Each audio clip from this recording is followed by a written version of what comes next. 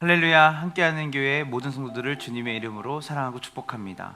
오늘 우리에게 주신 말씀은 열왕기상 15장 33절부터 16장 14절까지의 말씀입니다.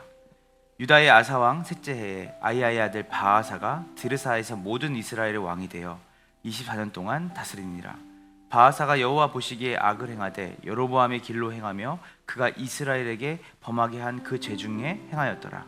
여호와의 말씀이 하나니의 아들 예후에게 임하여 바아사를 꾸짖어 이르시되 내가 너를 티끌에서 들어 내 백성 이스라엘 위에 주권자가 되게 하였거늘 내가 여로보암의 길로 행하며 내 백성 이스라엘에게 범죄하게 하여 그들의 죄로 나를 노엽게 하였은즉 내가 너 바아사와 내 집을 쓸어버려 내 집이 느밧의 아들 여로보암의 집같이 되게 하리니 바아사에게 속한 자가 성읍에서 죽은즉 개가 먹고 그에게 속한 자가 들에서 죽은즉 공중에 새가 먹으리라 하셨더라.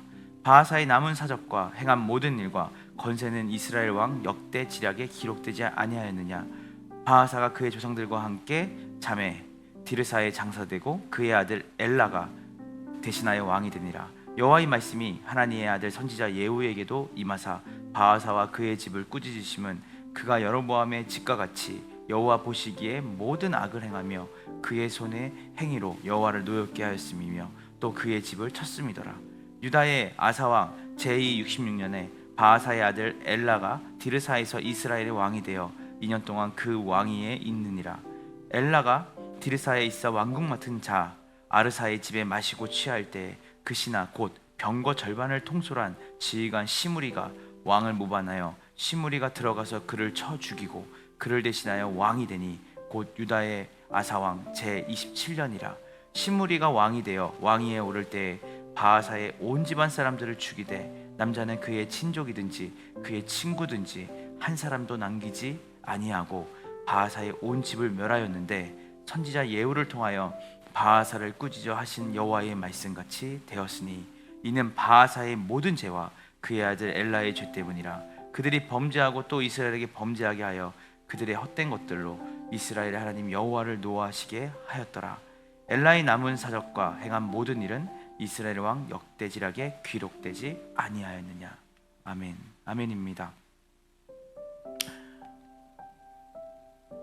유다 왕 아사 제3년에 이스라엘의 왕이 된 바아사도 이전 왕처럼 악한 왕으로 평가를 받습니다. 그는 북이스라엘의 강력한 에브라임 지파의 여로보암 왕조를 무너뜨리고 정권을 잡았다고 우리는 15장 27절 28절의 말씀을 통해서 보았습니다.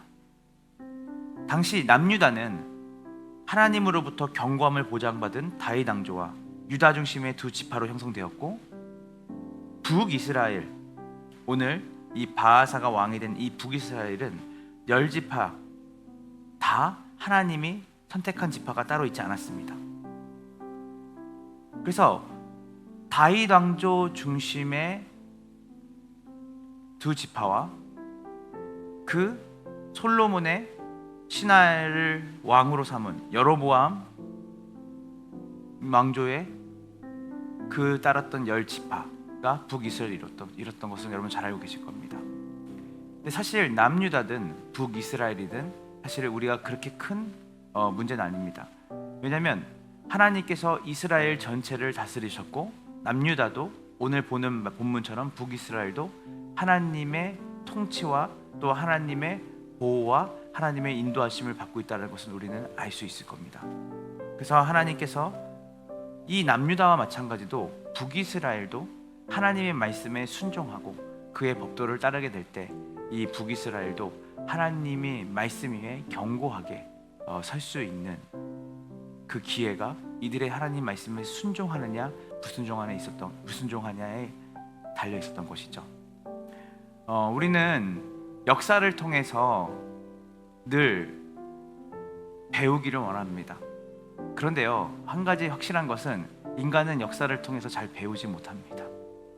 잘 아시는 것처럼 여로보암이 북이스라엘을 다스렸던 그 여로보암의 왕조도 반역과 모방과 서로가 정말 그 우상 숭배에 깊이 들어가서 멸망의 길을 걸었던 것을 이 이스라엘의 왕이 된 바아사는 알고 있었을 겁니다. 하나님이 살아계신 것이 명확한 만큼 인간은 역사를 통해서 배우는 게 없음도 명확하다는 걸 우리는 볼 수 있는 것이, 오늘 이 바하사와 더불어 그 아래 시므리, 우리가 엘라, 그 이어지는 모든 왕들도 사실은 여로보암의 왕조가 걸었던 길과 전혀 다르지 않은 길을 걸어감을 봅니다. 여러분 잘 아시겠지만 열왕기는 어떤 희망과 소망을 우리에게 뭔가 보여주기보다는 사실은 절망의 역사입니다. 이스라엘 왕들이 얼마나 하나님 앞에 범죄하였고, 얼마나 하나님을 떠나서 우상을 숭배했고, 그들이 세상의 왕과 다를 바 없이 그들 자기 중심성을 가지고 얼마나 많은 폐륜적인 죄를 지으며 살았는지 눈으로 보기에도 낯뜨거운 장면들이 이 열왕기 전체에 흐르고 있습니다. 열왕기는 언제 쓰셨을까요?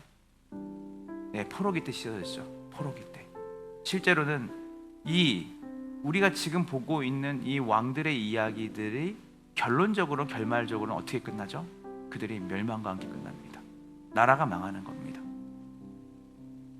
그래서 그 역사를 통해서 바벨론 포로기, 또 그리고 이스라엘 전체가 포로기로 들어가는 그 포로기 시절에 그 이스라엘 백성들에게, 그 하나님의 백성들에게 하나님은 한 사람을 불러내서 이 이스라엘의 열왕에 대한 이야기, 이스라엘 전체의 왕들에 대한 이야기를 기록하게 만든 거죠. 그걸 통해서 이스라엘 백성들, 포로기에 있던 이스라엘 백성들이 교훈을 얻기 원했던 것입니다.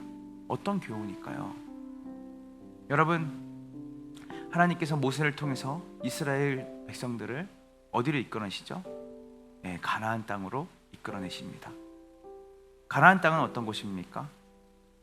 하나님의 말씀의 통치를 받고 하나님 안에 거하며 그분의 말씀에 순종하는 자들이 그 하나님의 말씀대로 하나님의 복을 누리며 살아갈 수 있는 땅이 가나안 땅입니다.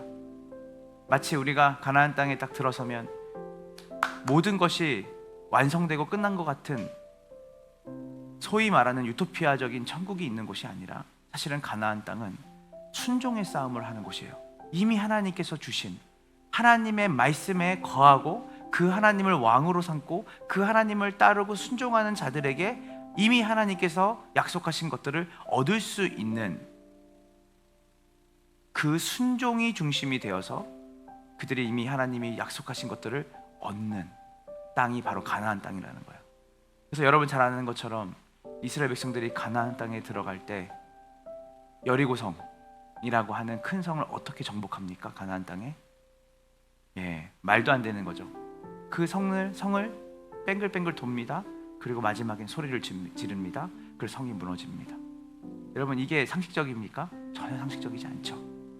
왜냐하면 가나안 땅은 우리가 바라보는 인식으로, 우리가 바라보는 상식으로 사는 것이 아니라 바로 하나님의 말씀에 순종하느냐 순종하지 않느냐에 그 복을 누리고 하나님 안에 있는 샬롬을 누리는 곳이기 때문입니다.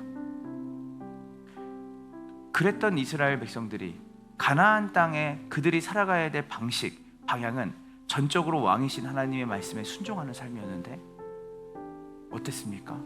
정작 그 땅을 정복하고 그 땅을 정착하게 되면서 이들이 잃은 나라는 정작 하나님께서 원래 의도하셨던 하나님이 왕이 되시고 그들이 하나님의 백성이 되어지는 그 하나님의 말씀에 순종함으로 그들이 참된 평안과 안정과 만족을 누리는 그 길에서 떠나 그들 스스로 우상을 만들고 그들이 세상과 다를 바 없는 죄의 길로 감으로 궁극적으로 하나님께서 약속하신 그 하나님의 은혜와 하나님의 복을 조금도 누리지 못하는 그 모습들이 이 이스라엘의 왕조 시대에 고스란히 하나님을 떠나 살아가는 이스라엘의 모습이 나오는 것이죠.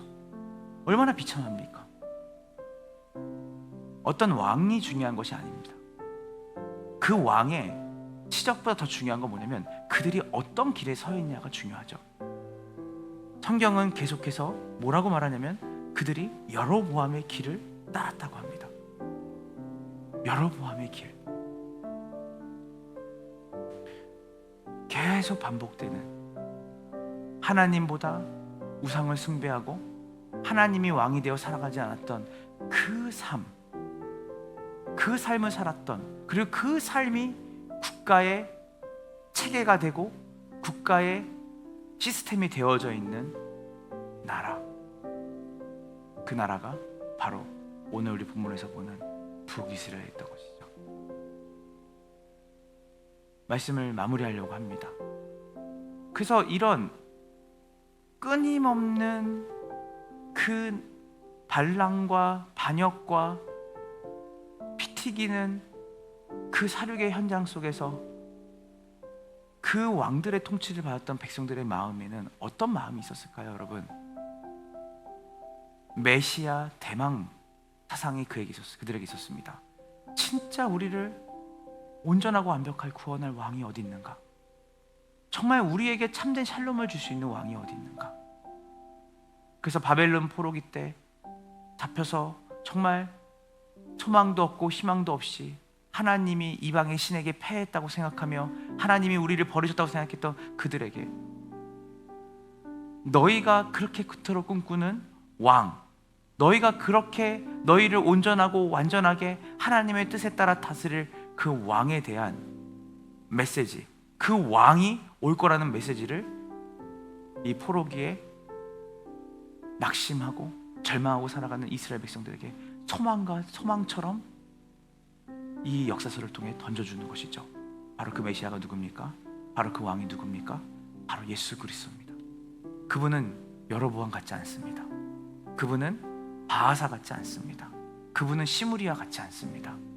그분은 우리를 온전하게 완벽하게 하나님의 뜻대로 살게 하시며 하나님의 말씀 앞에 우리를 세우시고 우리에게 하나님의 통치와 다스림 속에서 우리를 참된 평안과 기쁨과 만족으로 구원하시고 우리를 인도하실 그 왕, 바로 예수 그리스도가 바로 우리 삶의 주인이시고 왕이십니다. 여전히 예수 그리스도 안에 있다고 하지만, 여전히 예수 그리스도가 우리의 왕이라고 말하지만, 여로보암의 길을 여러분들이 걷고 있다면, 아니 여로보암의 길을 걸은 지 한참이 되어서 여러분들이 이 북이스라엘에 있었던 처참한 사륙의 현장, 반역과 배반과 그 다툼의 현장에 여러분 이미 들어있다면 돌이킬 때입니다. 그리고 여러분 돌이킬 수 있는 힘이 이미 예수 그리스도의 십자가를 통해 여러분에게 주어졌습니다. 복된 주말, 오늘 열왕기상 15장 33절부터 16장 14절까지의 말씀을 통하여서 여러분들이 여로보암의 길이 아니라 팔로우 미, 하나님을 따르는 그 예수 그리스도의 길을 따라 그분이 왕이 되어서 살아가는 삶으로 여러분 삶에 참된 만족과 기쁨과 관계의 회복이 일어나는, 또 그리고 그것을 소망하며 기도하며 회개하는 우리 복된 함께하는 교회 모든 성도들의 삶이 되기를 주님의 이름으로 축원합니다. 기도하겠습니다. 하나님 감사합니다. 오늘 우리 큐티 말씀을 통하여서 우리가 하나님께서 우리를 불러내실 때 어떠한 길로 또 그리고 어떠한 삶으로 우리가 살아갈 때 참된 만족이 있는지를 분명히 우리에게 알려주셨습니다. 그것은 바로 왕이신 하나님의 말씀에 따라 순종하는 삶, 그분을 신뢰하는 삶입니다. 하나님, 이 북이스라엘이 계속해서 우상을 숭배하며 그들의 자기중심적인 삶으로 그 왕들이 백성들을 인도하고 나라 자체가 정말 사륙과 말로 다 할 수 없는 죄의 시스템 속에서 그들이 한숨과 낙심과 낙담하며 살아가는 모습을 봅니다. 하나님, 우리에게 소망이 있다면 다시 하나님 말씀으로 돌아가는 것이고, 우리에게 소망이 있다면 그 말씀대로 돌아갈 수 있는 힘을 우리에게 허락하신 예수 그리스도의 그 능력과 그 보혈의 능력이 이미 우리 가운데 부어졌고, 이제는 우리는 하나님의 말씀을 따라 살아갈 수 있는 왕의 백성이요 왕의 자녀로 살아갈 수 있는 권세를 가졌음을 우리가 깨닫게 하여 주시옵시고, 여로보암의 길에서 다윗의 길, 하나님을 따르는, 온전히 하나님을 따르는 길로 돌아서며 그분의 통치와 다스림 속에 참된 만족과 기쁨을 얻기를 결단하는 함께하는 교회 모든 성도들이 될 수 있도록 축복하여 주시옵소서. 감사드리며 예수님의 이름으로 기도합니다.